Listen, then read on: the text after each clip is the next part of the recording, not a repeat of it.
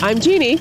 I'm Rachel. And I'm Nikki from Tyrion's Landing, a podcast member of the Gonna Geek Network. Just like the one you're listening to now. The opinions expressed are those of each individual. Check out all the other podcasts at GonnaGeekNetwork.com. And get ready, because geekiness begins in 3, 2, 1.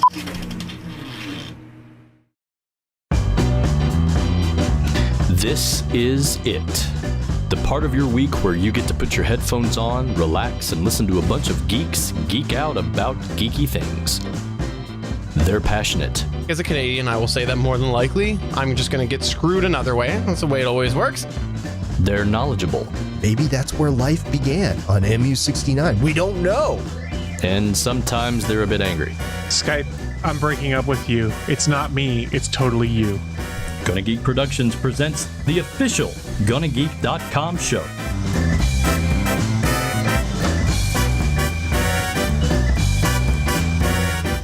Welcome to episode 214 of the official GonnaGeek.com show. I am Stephen John Drew, and with me, of course, is Chris Farrell. This is 213 more episodes than I ever thought we'd do. Well, for me, it's 214 more than I thought we'd ever do. We also have, of course, Stargate Pioneer. It's fun, and guess what, guys? I was at the hardware store on the way home getting some glue to fix some furniture, and as I was approaching the big box store, guess what wheeled out? A Christmas tree in a box. Yes, it is Christmas season in the stores. No, bad stores. Bad stores. Okay, so here's the interesting thing is I actually bought Christmas lights today. And the reason why I actually wasn't planning on it, because I wasn't putting up my lights for a little bit, but I was at Costco, and the ones that match the lights that I have now, I'm anticipating a couple dead strands, as you always do. Costco had only like 15 boxes left of them. So was I going to wait and then not have mismatching lights? No. So I bought some today. So there you go.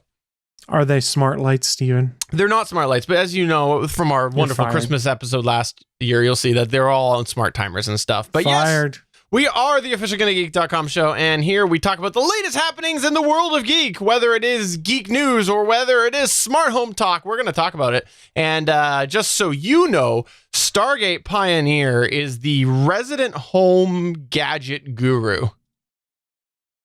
Yeah, because I have so much smart stuff around the house. You know, actually, I was thinking today, I need to get myself a smart thermostat so somebody can hack into it and roast me out of my own home in a few months. It's a really good idea. Right now, I'm doing it.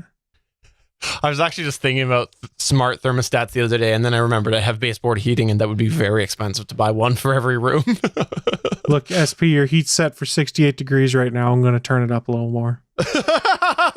For you audio listeners, Chris just held up the control to apparently a smart thermostat, so obviously he's got one, or he is actually hacked in to Stargate Pioneer's non-existent one. This is the one that's in Stargate Pioneer's house. Actually, the other one was my house by accident. Oh, okay, fair enough. Okay. I see. Well, nice to know I have a smart one. You're going to have to give me the code on how in the app to actually control it, because I have no idea how to do it.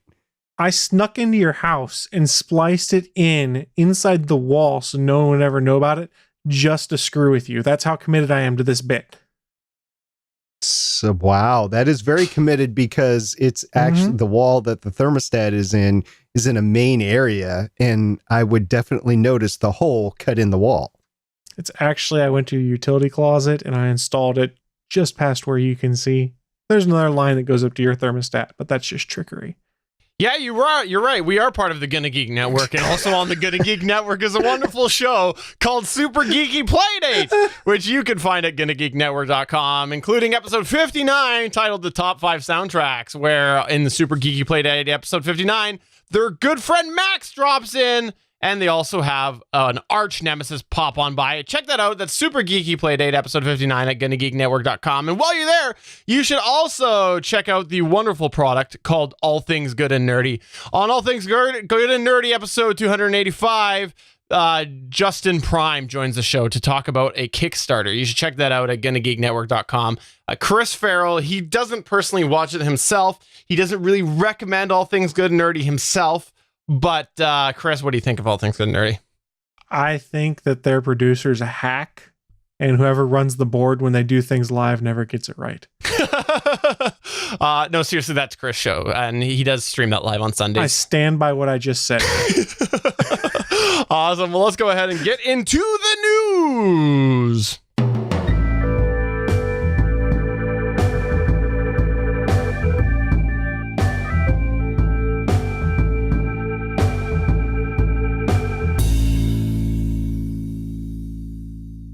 In this week's news, we're going to go ahead and start off with some awesome news if you like to video game, especially like late 90s video gaming, right, Chris? That's right. We're going to talk about Cody Goff's favorite game, Castlevania, and why he should review it on Game Life Balance US when they return. Oh, no, wait.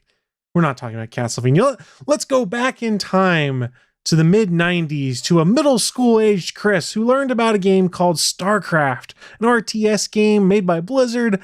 I loved it. Did you guys play the original StarCraft? Any of you guys? StarCraft and StarCraft Brood Wars?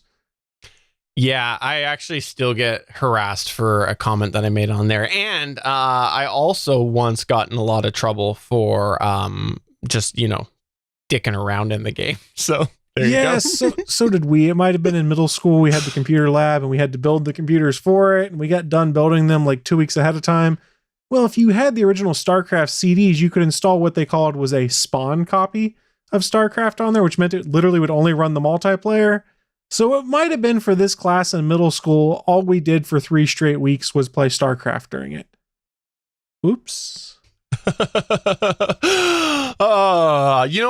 It's funny enough, I did definitely play StarCraft in StarCraft 2, but I don't remember a lot about it. I don't remember it being like something that I regularly fired up. So it was for me. And why did we bring up this trip down nostalgia lane to go and talk about a middle school aged Chris? Well, if you guys remember, it was probably about a year ago, StarCraft, the original version, went free to play on Blizzard's website. You could go on there, download the Battle.net downloader, and play the original for free. It was awesome. It was great. And if you're a big fan of Blizzard stuff right now, you might have realized they just did their massive convention called BlizzCon this past weekend, where one of the announcements was StarCraft 2 is going free to play starting November 14th. They announced that at the BlizzCon convention. The new free version of the game will offer access to the Wings of Liberty single-player campaign, which is pretty much the first of the 3 campaign packs. Along with every co-op level through level 5, Blizzard is also making the game's online ranked competitive multiplayer available for free with access to all of the units across all 3 StarCraft 2 expansion packs, although you have to unlock them by playing through the first 10 wins of the day feature. I don't know what that is because I don't play competitive because I'm not good at StarCraft. I just like it. And here's another catch for you guys. If you already own Wings of Liberty, which is the first pack, Blizzard will be offering the second expansion for StarCraft 2 entitled Heart of the Swarm for free instead. So if you used to play StarCraft and you missed it and you want to come back to it now, now's the chance to do it because StarCraft 1 is free. StarCraft 2 is free. Go back, play the campaign, live those great memories you used to have. And then remember, oh yeah, when I play this thing in multiplayer, I just get my butt handed to me and never play it multiplayer. I have a feeling SP never played StarCraft 2. Was it available on the Atari 2600? Just the N64. Yeah. Yeah. Which was the one that you could go in and nuke people? You could do that with the Terrans in StarCraft 1. Was that, maybe that's what I'm thinking of. I don't know. You could use ghosts. There was also Command and Conquer you're thinking of too, I think. I don't know. They all blend together. Like I said, I played like the StarCrafts, and it's just, I don't know. I never really got into it. Like I legitimately can't remember the difference between the games because I just wasn't that into it. I played them, but all right. So let me ask you this, Chris Farrell. Are you excited about this? Are you going to dig it up? Are you going to start playing it? I was excited about it 3 years ago when I first bought StarCraft 2 and all of the expansions that are sitting installed on my computer. So I already own them, so I've already played through all of them, but I think it's great for someone who is a lapsed fan or sold their copies or lost their copies years ago because now they can go back and get that nostalgia kick again. You know what you should probably do? You should probably gift it to somebody. their digital codes I've already redeemed. I don't think I can. Oh, well, that's just too bad. That's a waste. You didn't think that one through, Chris.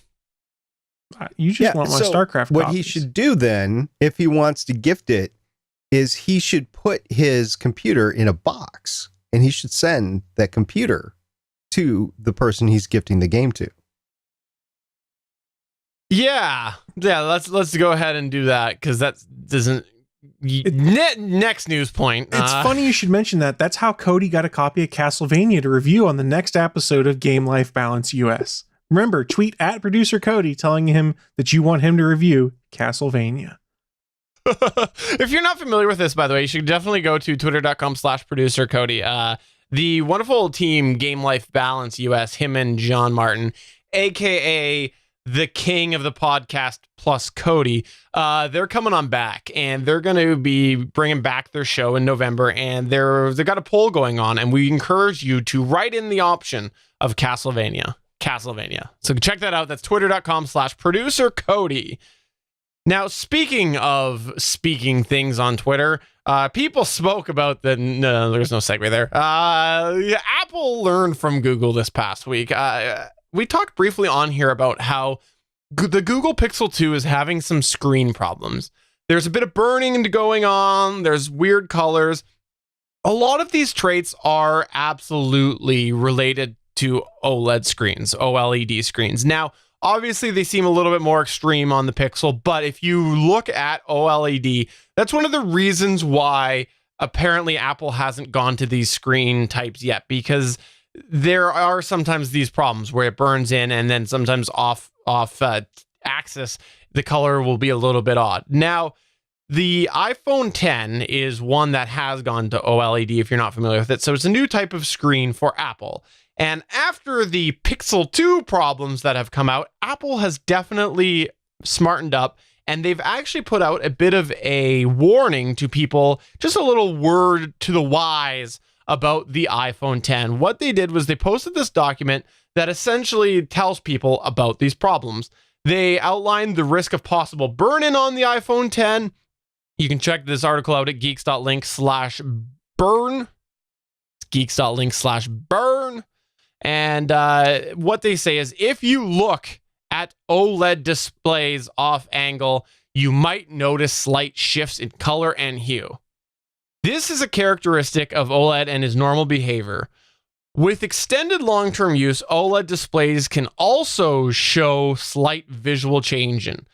This is also expected behavior and can include, quote, image persistence, end quote, or, quote, burn-in, where the display shows a faint remnant of an image even after a new image appears.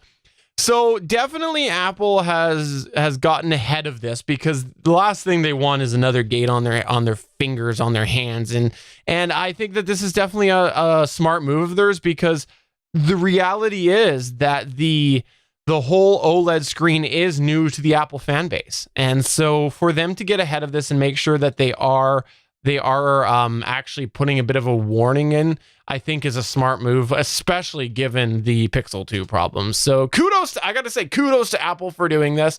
I think that it is a good educational piece, and it's problems that they just can't overcome because everybody has them. Welcome to Android 3 years ago. 4 years ago, even. So I saw a interesting review of the iPhone X, and I just didn't see anything with it that said, oh, you got to have that over the iPhone 8 Plus, even with the supposed larger screen. I'm sorry, the top has that notch in it, and it just doesn't look, I know it is, but it doesn't look like a larger screen. So I'm like, why would I pay more money? Why would I wait longer for my phone? Why would I do it? And the phone is going to be old technology in 10 months. There's going to be something better available in 10 months, even if it's just marginally available. It's going to be better. Matter of fact, the iPhone, I don't know what they're going to call it, 11, 9, whatever, plus, will probably be better than the iPhone X right now, iPhone 10, whatever you want to call it. And yeah, I'm sorry, guys. No, it's not worth it. I don't think the iPhone 8 Plus is worth all the money it's worth. So yeah, if you are tight on a budget, I think the iPhone 7 is just fine for you. Here's the thing with cell phones anymore. Better is so freaking subjective now. We're past the point where, like, between a generation of cell phones, you see massive changes in improvement in battery, improvement in processor. Everything is such an incremental upgrade now. That's why they start going to like the curved screens, because that was a way to try and make it differentiate, to make people want to upgrade. Steven's been asking me for a while, Chris, when you can upgrade to a different phone, because it's the mental exercise I always do. What's the next phone I want? And you know what? I got a Pixel 2, a Nexus 6P right here. I've had it for a year and a half. It's a 2 or 3 year old phone. It works just fine for everything I want to do. Yeah, it stutters every once in a while. Yeah, the camera's a little slow, but I paid $400 for it a year and a half ago, and it's doing everything I need it to right now. When the battery starts to crap out or something like that, maybe I'll go and change things. But the cell phone life cycle is to the point now where unless you're really just a tech enthusiast, there's really no reason to upgrade every year. You don't even have to upgrade every 2 years, depending on what you're rolling with right now. So just get what looks like fun to you. We've talked about it before. I ran 3 years between upgrades. I had a 6 Plus. I'm at an 8 Plus now. It was worth the wait. I got the 256 in storage. Okay. But I also paid a heck of a lot more than I probably should have. So back to your news point, though, with the OLED displays.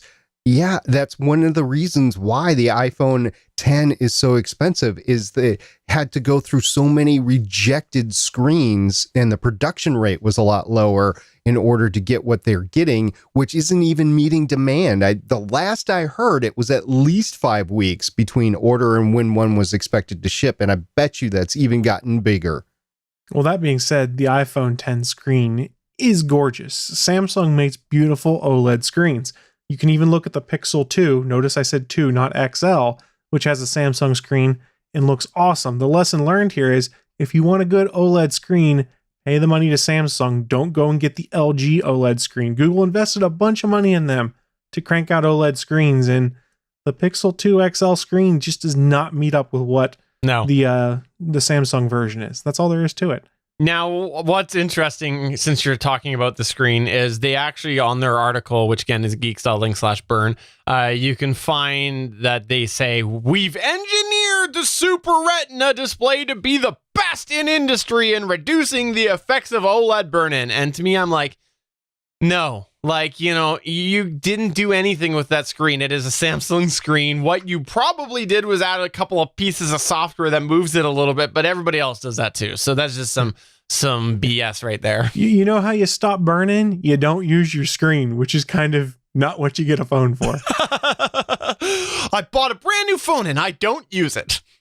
I'm just going to keep it on a shelf, and then I'm going to occasionally use it when I need an emergency use. Other than that, I'm rolling with my iPhone 8. Because it's a status symbol to have the 10. Yeah, that's like the rich guy that gets the Lamborghini. Do you ever drive it? Oh, no. I wouldn't want to drive it. I have to go 12 miles between $200,000 tune-ups. All right, let's get to your void.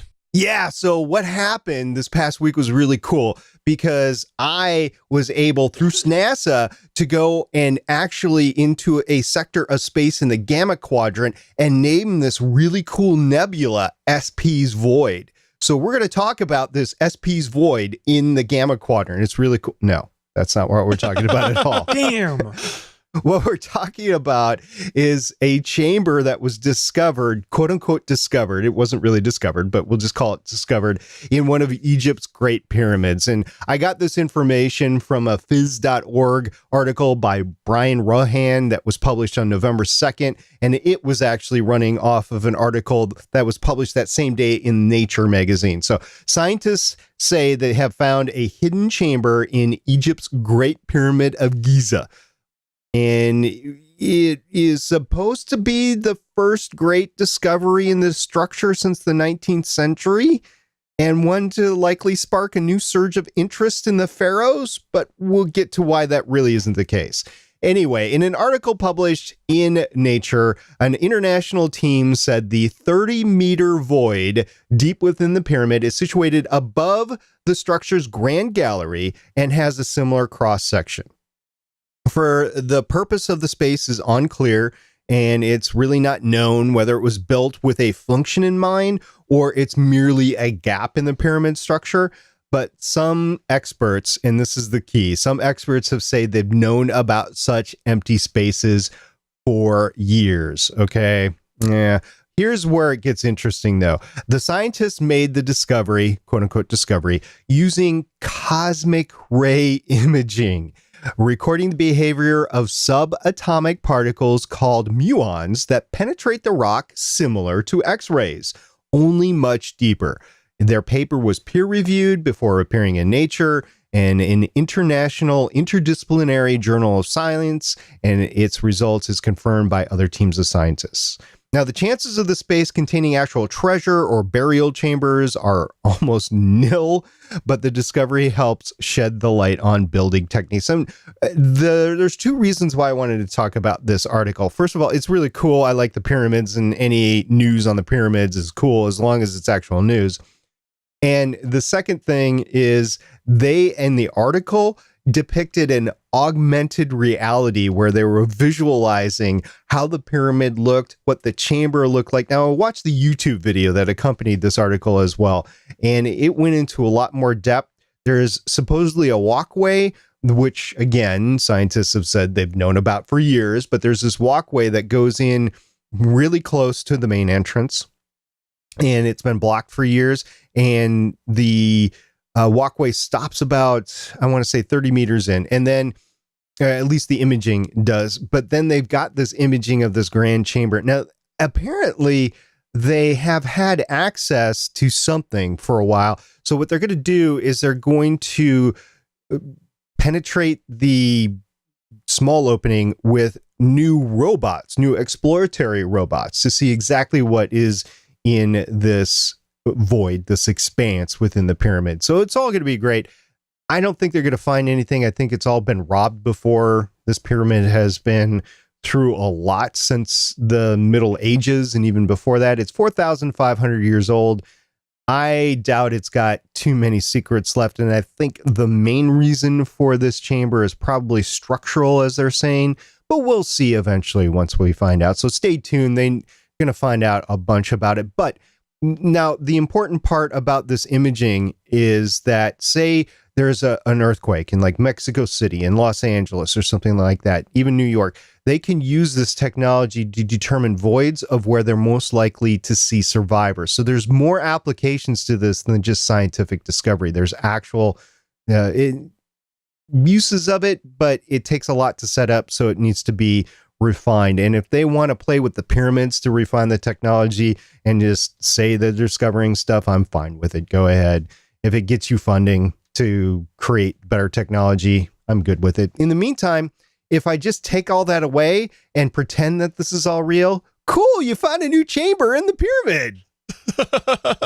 Okay, so before we talk about now also really cool piece of related news to this, you said that you believe that there's nothing in there anymore, right? Yes, I believe that there's nothing in there. Yeah. That's a belief. I don't know for sure. I was gonna say, you said that really confidently, and how come you're so confident that there's nothing inside there anymore? Because I'm pretty sure some grave robber has gotten in there already. I mean, these pyramids are pretty explored. Yeah, pretty sure that by quote grave robber, that was actually you.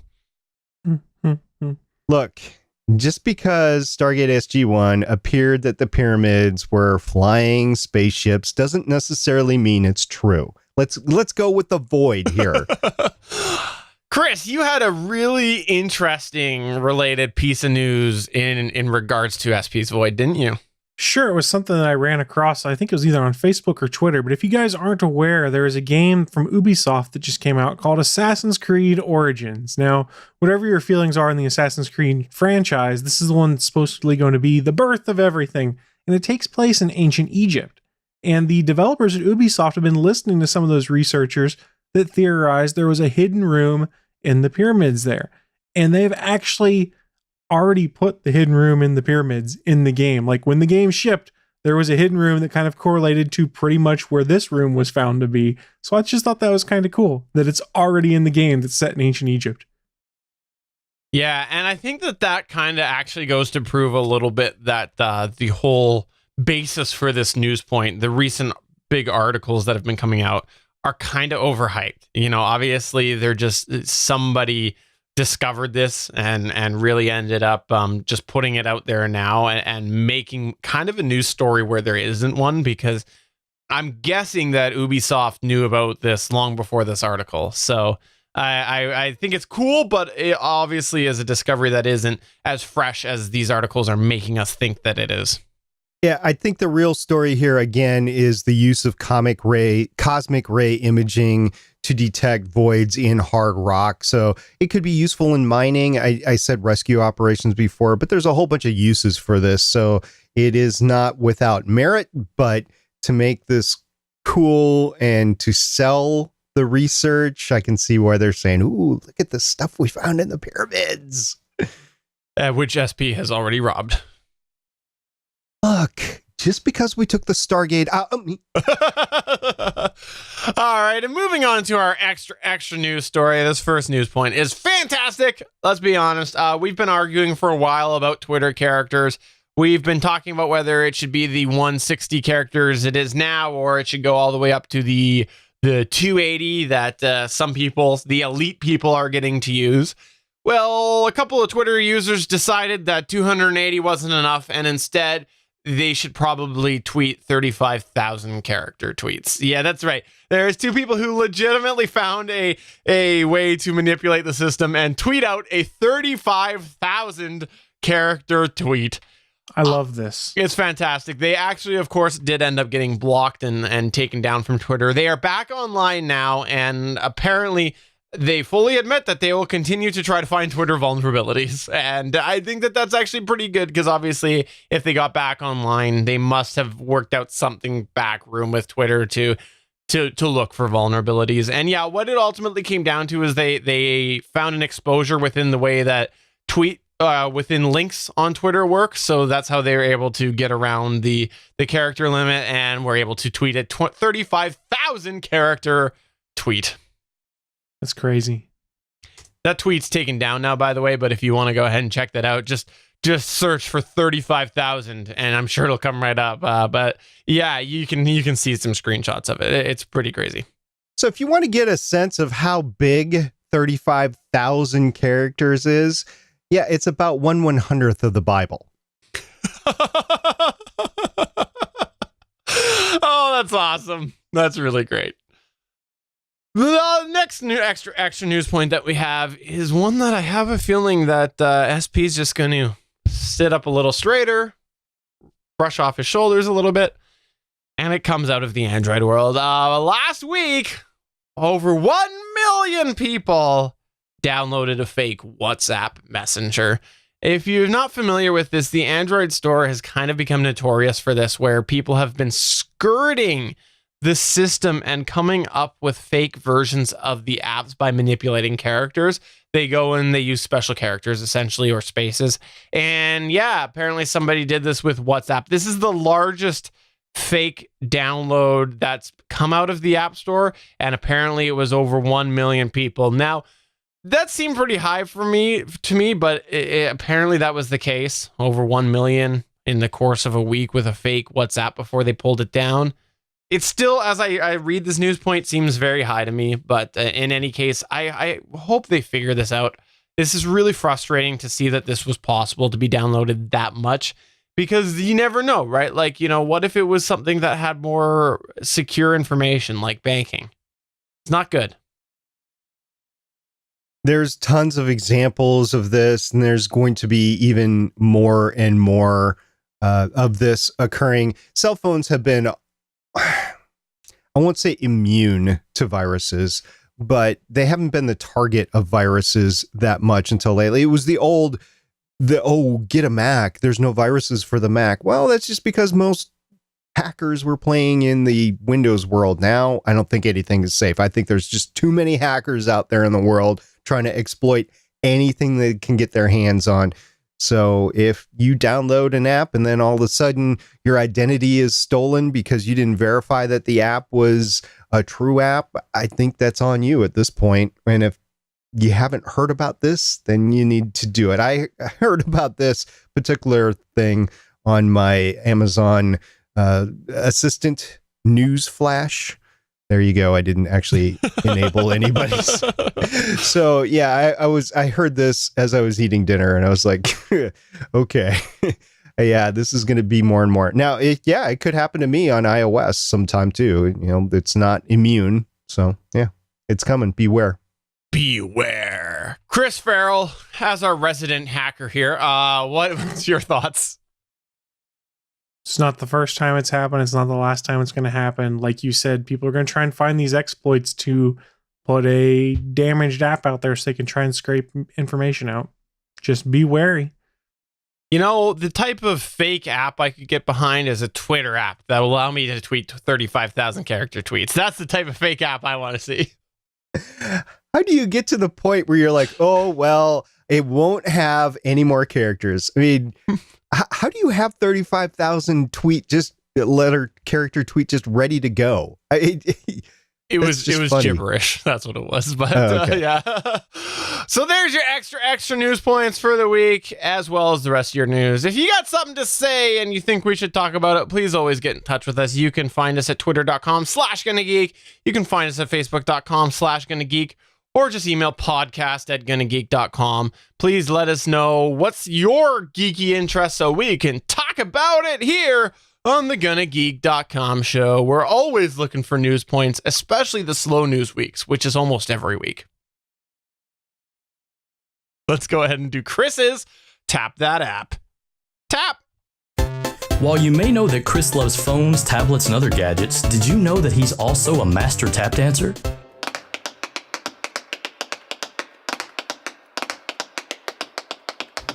It's time for him to combine these passions. Welcome to Chris Taps That App.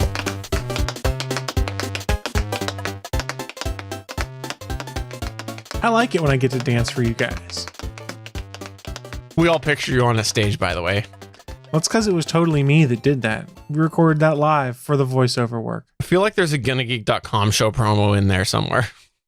With a pink tutu. What are you going to tap this week, Chris? So, before I get to the app itself, let me pose you guys a question. When you go and buy a Blu-ray or a DVD, it comes with a digital copy. What do you guys do with those digital copies? Oh my, don't get me started on this. Oh, this is something that just last year I started to redeem them. And it is so frustrating because I was like redeeming them in Canada. The go-to ones that y'all use in the States aren't available here. So I think I started to use actually what's called the Cineplex one, I think it was. And I ended up tying it into my, Ultra AV or whatever account that it is where possible. But then you get the ones which don't work with that service. So then I'm like, you know what I better do? I better redeem it. And I'm like, what should I use it for? What should I do? And I found another service that did it. And then I had my brother who's an Apple user saying, look, I'm an Apple user. Well, he was at the time. I'm an Apple user. And I redeem it on Google Play because it's just so convenient because it's on my desktop. It's everywhere. So I started doing that. So I have a library full of a whole bunch of different places that my movies are spread out. And now I just redeemed one last week, Wonder Woman. And I'm like, I did it on Google Play, but should I have done it on Apple TV because of the free up to 4K later down the road? And anyways, it's just frustrating because my movies are everywhere because they're digital. There's my rant. So SP, what do you do with them then? Are you going to have to buy the White Album again? Yeah, so what do? I just started, I believe, about 9 months ago, really. And yeah, I have redeemed some in the past. I've redeemed them to iTunes. So I have some in the Apple, but I really wasn't keeping up with it as they were coming in. And about 9 months ago, I'm like, this streaming thing actually is starting to work a lot better. I need to look into these options. So I went ultraviolet with Vudu. That seems to be the key demographic across most movies. There are some that it doesn't work for, but mostly here in the United States, Vudu is where you go to, at least for me right now. I'm sure that'll change in 18 months and then I'll have to buy all these new movies again. Oh, well. Can you go down there? Question. Can you do the Disney ones on Vudu? Yes. Okay. Okay. You can do Disney movies. So like SP, I use Vudu primarily for things, partly because I figured it's one that would have a bit more sticking power, because if you didn't know, Walmart owns Vudu. That's why I kind of went, this one's got a bit of a chance of sticking around. They've put out a free tier of free movies and stuff people can watch with ads. So I felt a little safer there. I used the ultraviolet redemption capability they have in there, which allowed me to share movies in some places. Now, about a year ago, I found out about a service that Walt Disney put out. It was called Disney Movies Anywhere. So that when you redeemed a Disney movie on Vudu or on iTunes or on Amazon or something like that, if you synced your accounts with Disney Movies Anywhere, those movies showed up everywhere. So if I redeemed it on Vudu, it would also show up on Amazon and Google Play and things like that. So all of the Marvel movies were like that. All of the Star Wars movies, with the exception of A New Hope, were like that. It was great. It was convenient. And then I could just use the Vudu app on my Rokus, on my Android TV, on my tablets, on my phones to watch all of my movies. It made things simple. But then I got an email early October that said, hey, Disney Movies Anywhere is shutting down. And I went, no! I had my own little moment of rage there. But it's okay. In its place, they put together a new app that they called Movies Anywhere that launched on October 17th. And that's what I want to talk to you guys about today. Movies Anywhere is an app/service that takes all of your movies you've bought with Amazon, with Google Play, with Vudu, with iTunes, and puts them all in one place.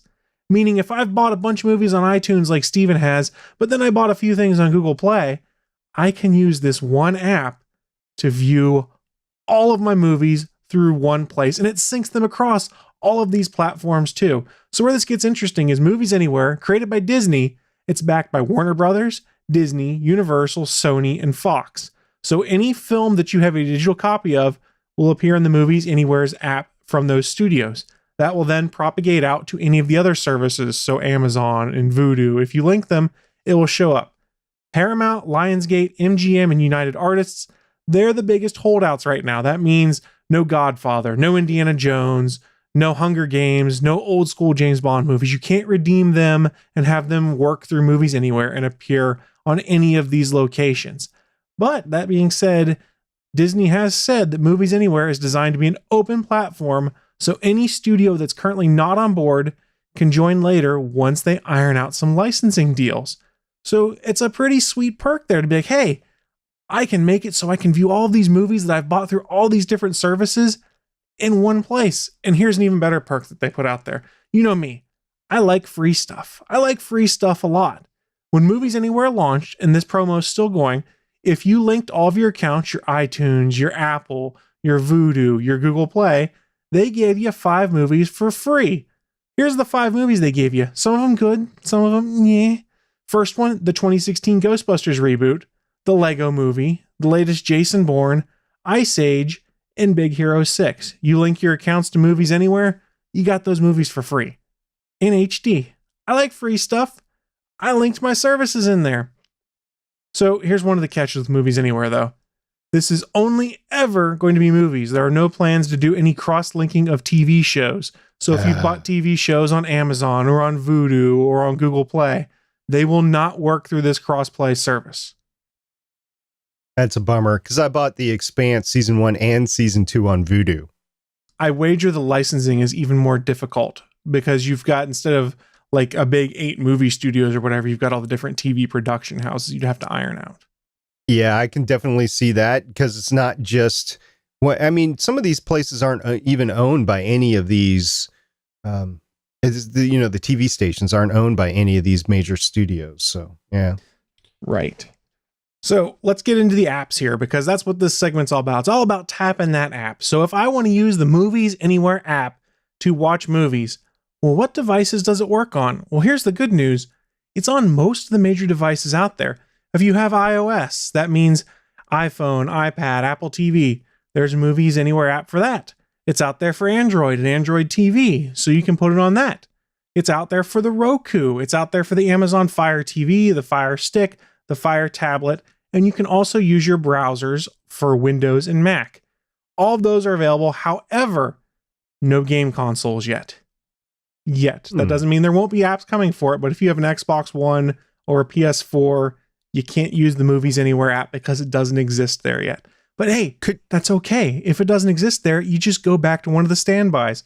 Vudu, Amazon, Google Play, they will all have all of your movies in them. You don't have to use Movies Anywhere. So question, if you have an Xbox and you're browsing the web on the Internet Explorer, can you get the Movies Anywhere through that? I didn't try it. My guess is you have to install a plugin of some kind, be it Silverlight or Flash or something like that. And I don't know whether it would let you do that on an Xbox or a PlayStation. I honestly didn't try it. I will go back and try and do that later. Now, they did say one of the cool things I found out about with all this syncing across devices is using the Movies Anywhere app, you can't watch anything in 4K, you can't watch anything 3D, anything like that. However, we have all these links in other services. So remember, iTunes is doing a bunch of upgrades of your stuff to 4K. There are people that are reporting there's movies they've bought in iTunes they got the 4K upgrade to, and they could watch in 4K on Vudu as well. So it looks like in some cases this 4K upgrade is crossing services also. Now, I haven't seen any reports of someone buying an HD movie in Vudu and getting the 4K version of it in iTunes if they played through that store. So I haven't seen much on that yet. Not to say it couldn't happen. I am so frustrated with digital, and this is you're gonna get more frustrated as I go on, Steven. It's so it sounds so good on the surface, but the reason I never used the Vudu was because we don't have it up here. So I don't even think this stuff's never gonna come to Canada. Continue. So we'll continue. Only a few more points I had left. If you use the Movies Anywhere app to play back movies, it's going to sync your progress across those devices. So if I started to watch a movie on my Android TV and I turned it off and I went upstairs to go finish it on my Roku, it's going to pick up right where I left off. That's a pretty cool feature, but again, nothing different from what you haven't seen already in Google Play and Amazon and all of those other things.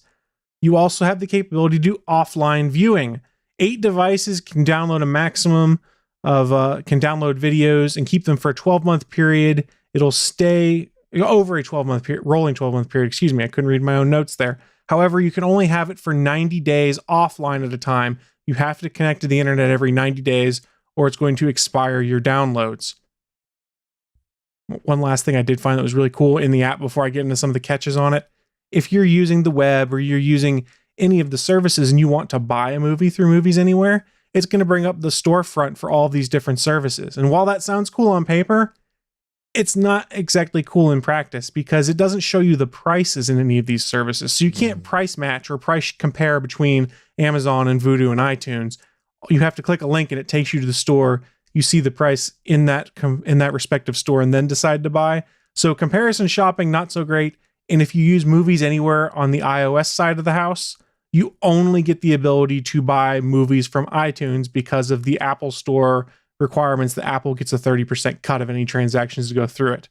So they limit it to only Apple Store transactions through Movies Anywhere on iOS. I guess technically that's a catch. That is. I think that's a catch. Yeah, so let's get into the catches on this app, the things that might trip you up a little bit, that might make you go, oh, I don't know if I want to do this. So the first one, you get a maximum of 4 streams running at one time, so long as all of your viewers are watching different films. So if you have 4 TVs in your house that are streaming off of Movies Anywhere, you're okay. If you had a 5th TV and you wanted to watch something that's on there, just load up one of the other apps, and that gets you around that limitation of 4 consecutive or simultaneous streams. Another catch, you can only get 2 simultaneous streams of the same movie per account. So if Steven and I both wanted to watch Star Wars and we were in different rooms of the house, and SP did also, he's hosed. It's not going to work. He'd have to go into Vudu or iTunes to watch it there. That's okay. Sorry, I know you said that's a catch, but I actually think that's okay. I think 4 is quite reasonable, and 2 of the same movie is very, very reasonable. It depends on how many people are in your family or how many people have access to your account. Now, I'll go back to family. So if you have a big family, you have 5 kids, this could become an issue. Yeah, but here's the thing about that is you got to remember that before any of this digital streaming, you would have physically had to pass the disc. And that's why I think it's totally acceptable. And remember, there is a workaround. Discs. Well, that's true too. You would have bought multiple discs. Just like if you bought multiple discs, you all could have these on your own account and watch as much as you want. And remember, there's a constant workaround here that is, if you're using too many streams of movies anywhere, just use one of the apps that it's syncing with, and that gets you around that limitation. So theoretically, you could then have another 4 streams going if you had one stream going out of the other services each. So it's not terrible. A couple more catches right now. Like I said above, not all studios on board. So you have like MGM, United Artists, Lionsgate. They're not on board yet. They might sign a deal and do that. So right now, if you bought the Hunger Games movies or redeemed them through Vudu, that's not going to show up in Movies Anywhere or any of the apps that you link it with. 2 more notes I got for you guys. It's gotten better, but it still could take anywhere from 1 to 3 hours, it seems like, for movies to cross-propagate between services. So don't get anxious if Star Wars isn't showing up immediately once you link your Google Play account in. It takes a little bit of time for everything to trickle down. It's a little slow, and it seems like Vudu might be the slowest connection to be made based off the reports I've been reading. And finally, the one Steven's not going to like. Here's the legalese. Here's the catch. Movies Anywhere is only available to residents of the United States who are 13 and older.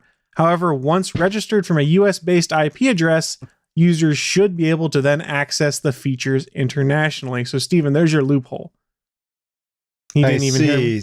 No, he didn't hear you. He didn't even hear the loophole I gave him. No, he didn't hear the loophole. Yeah.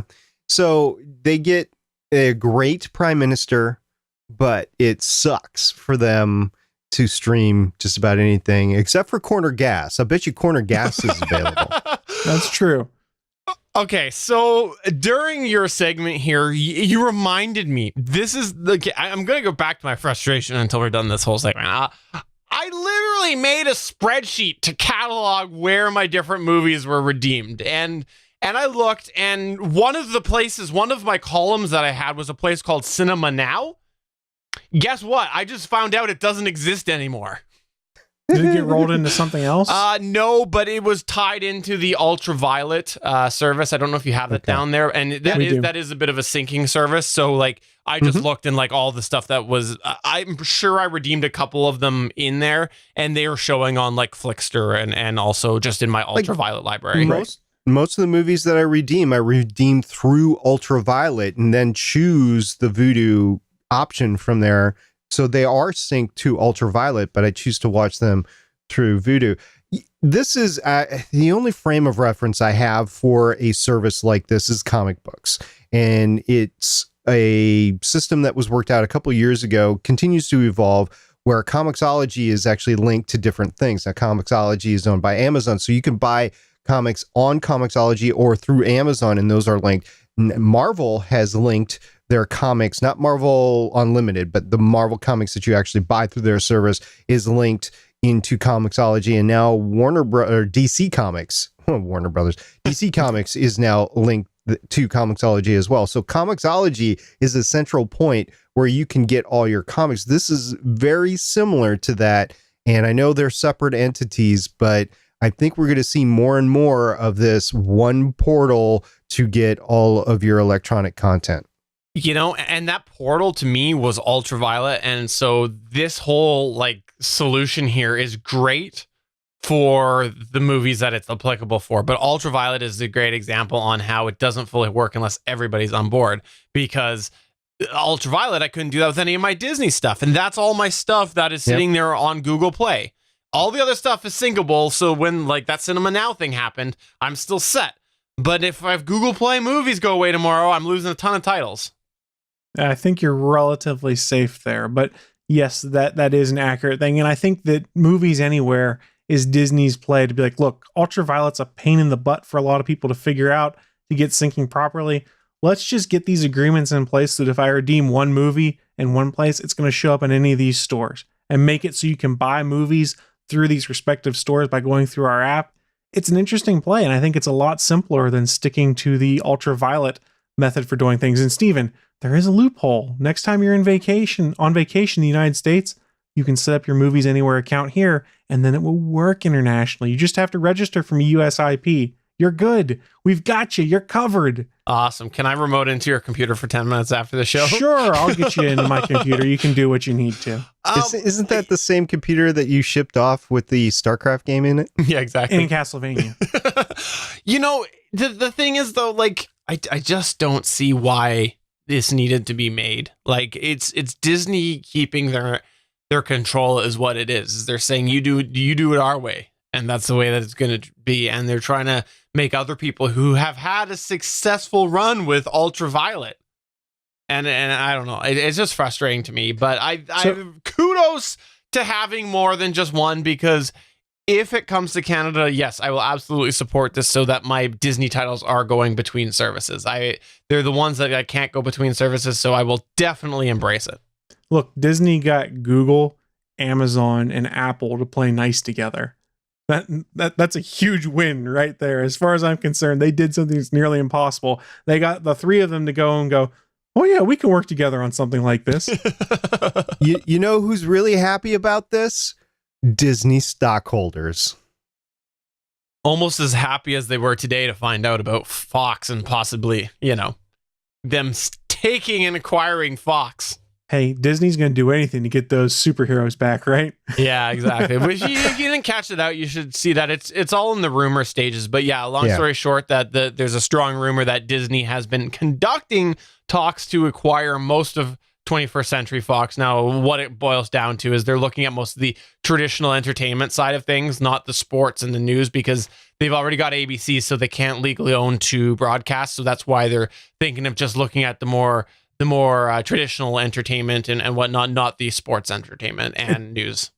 It's an interesting play in this regard, because remember, Disney has the rights to all of the Star Wars movies but one. 20th Century Fox retains the distribution rights for Star Wars A New Hope. So interesting play, and there's the part of me that has a little hope.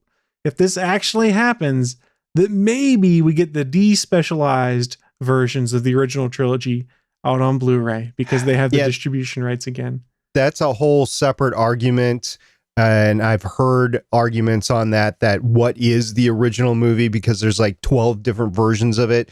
So fair. Yeah, there is that. Also, don't forget that Fox owns the rights to the Marvel Mutants.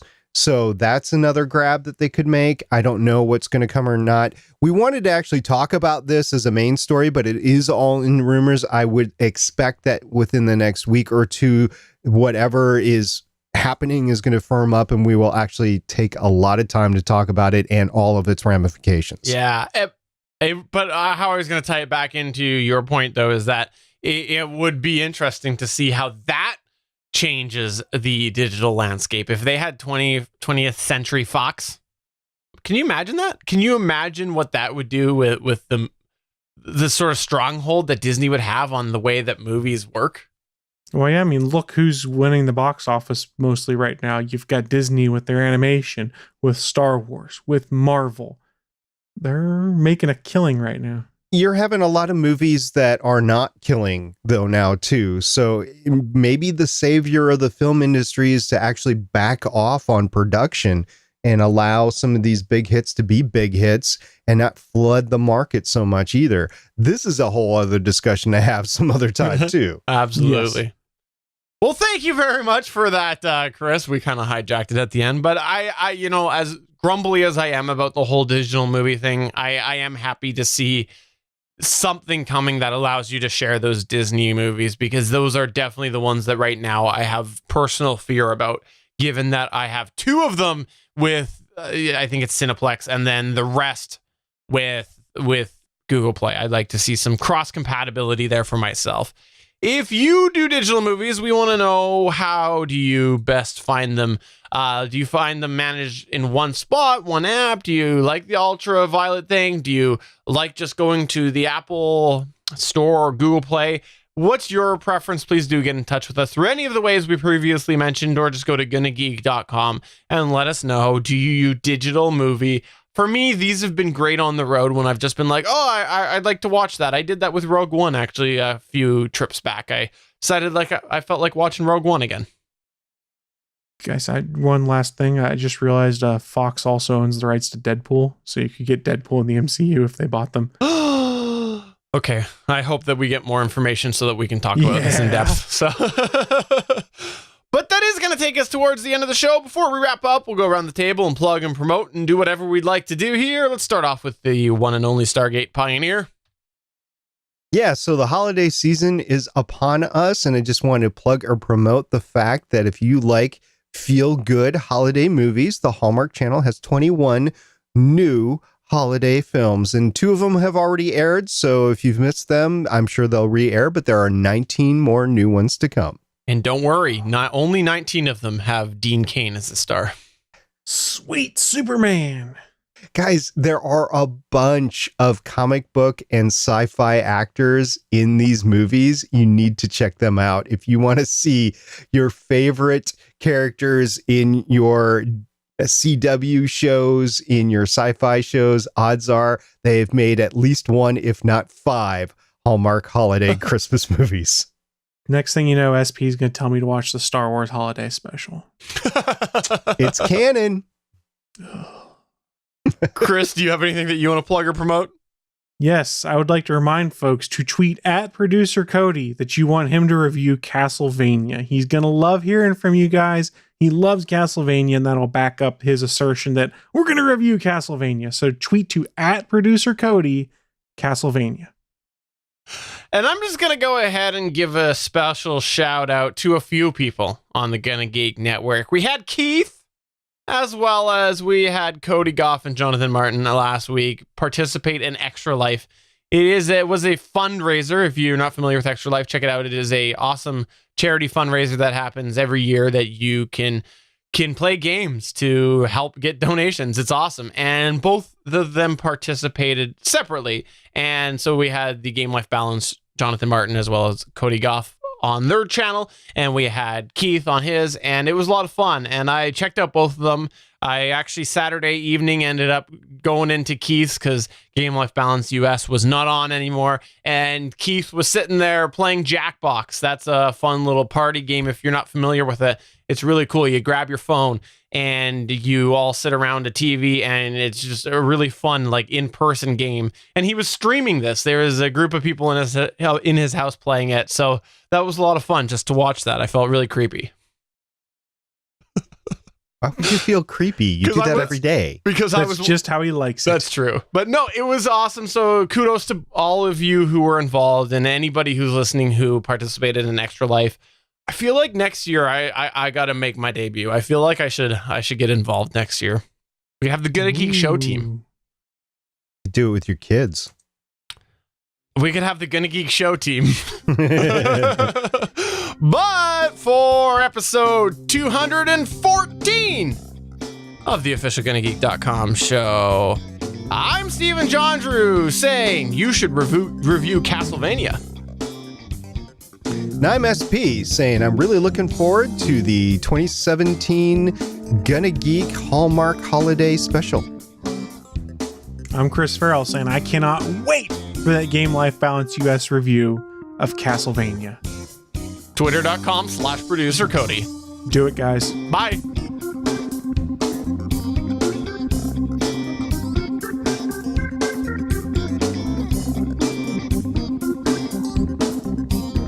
Thanks for checking out another episode of the GonnaGeek.com show. If you enjoyed it, please give us a 5-star review in iTunes or a thumbs up on YouTube. We encourage you to send your feedback by email to show@GonnaGeek.com. You can find our entire archive at GonnaGeek.com/show. And while you're there, why not check out all of the other geeky content on the Gonna Geek Network? Want to chime into our live chat? Join us Mondays at 8:45 p.m. Eastern at www.geeks.live. The music heard on this show is by Kevin MacLeod of Incompetech.com. This show was produced and edited by Stephen John Drew of Gonna Geek Productions. Thanks again for joining us, and we'll see you again next week.